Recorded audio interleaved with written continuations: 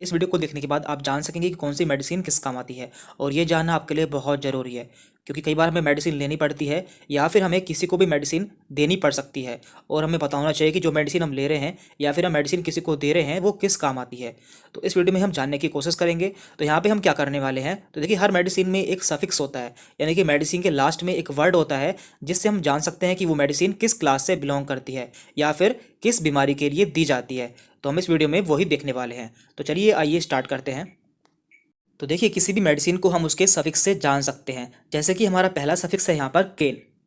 तो देखिए केन एक सफिक्स है जो कि लोकल एनेस्थेटिक में यूज़ किया जाता है। इसका मतलब होता है ऐसी दवाइयाँ जो कि किसी पर्टिकुलर रीजन को या किसी बॉडी के ऑर्गन को सुन करने के लिए दी जाती है।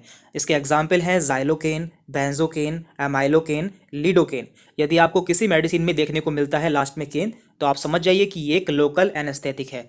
तो देखिए यहाँ पे हमने कुछ इमेज भी लगाई है, जैसे कि यहाँ पे है जाइलोकेन। तो जाइलोकेन एक इंजेक्शन आता है यदि मान लीजिए किसी का ऑपरेशन होना होता है और उस ऑपरेशन वाले हिस्से को, यानी कि जहाँ का ऑपरेशन होना है और वहाँ पे उसे सुन करना होता है, तो वहाँ पर जाइलोकेन इंजेक्शन लगाया जाता है। और इसके अलावा लीडोकेन एक टॉपिकल एनेस्थेटिक आता है, यानी कि ये ऊपर से अप्लाई करना होता है किसी रीजन को या किसी पार्ट को सुन करने के लिए।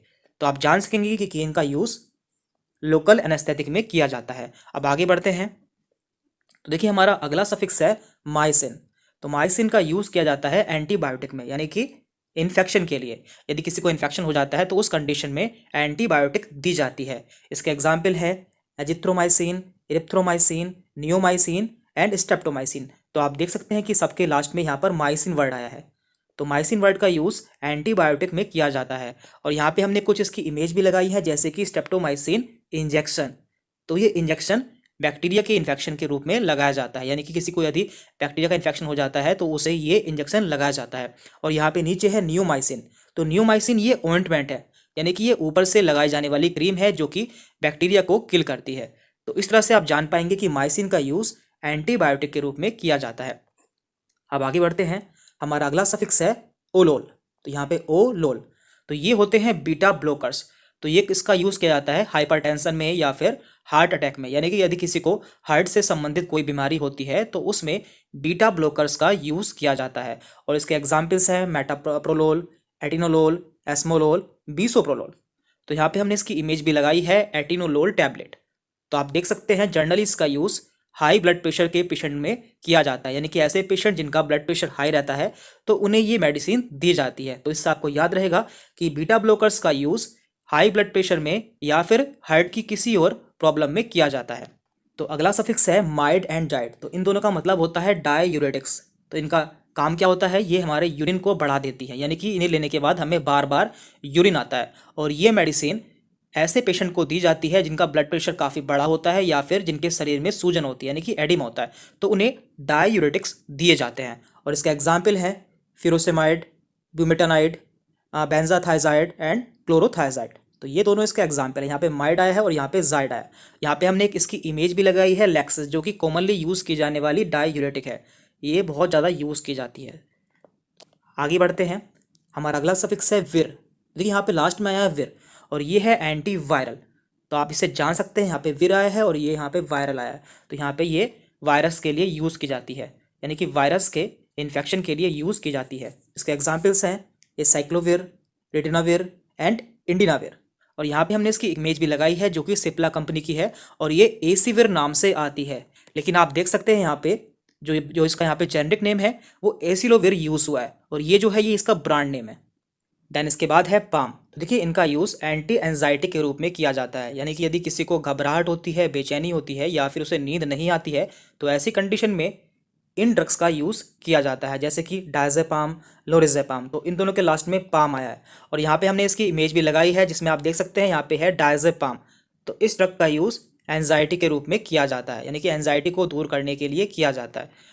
देन इसके बाद है स्टैटिन। तो देखिए स्टैटिन का यूज़ एंटी हाइपर लिपिडेमिक्स में किया जाता है, यानी कि ऐसे व्यक्ति जिनका लिपिड बढ़ जाता है, यानी कि कोलेस्ट्रॉल बढ़ जाता है, उन्हें स्टैटिन मेडिसिन दी जाती है।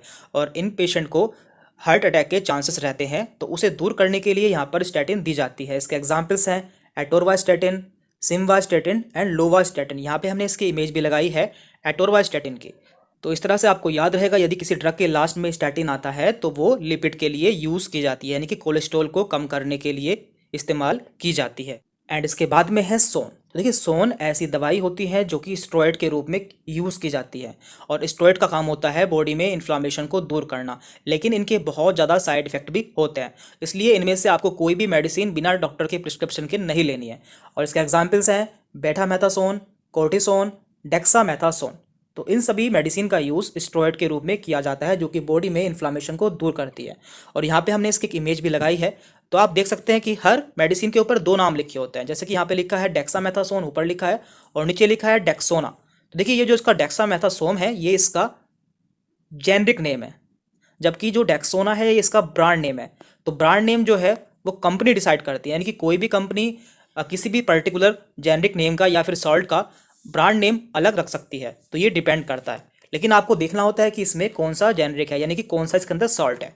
तो इस तरह से आप मेडिसिन को पहचान सकते हैं। यहाँ पे हमने मैक्सिमम मेडिसिन कवर कर ली है, और जो मेडिसिन रह गई हैं वो हम अगली वीडियो में कवर कर लेंगे। और लास्ट में सबसे इंपॉर्टेंट बात देखिए, वीडियो केवल इसलिए बनाई गई है जिससे आप जान सके कि कौन सी मेडिसिन किस काम आती है, लेकिन आपको इनमें से कोई भी मेडिसिन बिना डॉक्टर के प्रिस्क्रिप्शन के नहीं लेनी है, यानी कि आपको ये मेडिसिन खुद से नहीं लेनी है जब तक आपको डॉक्टर सजेस्ट नहीं करते हैं।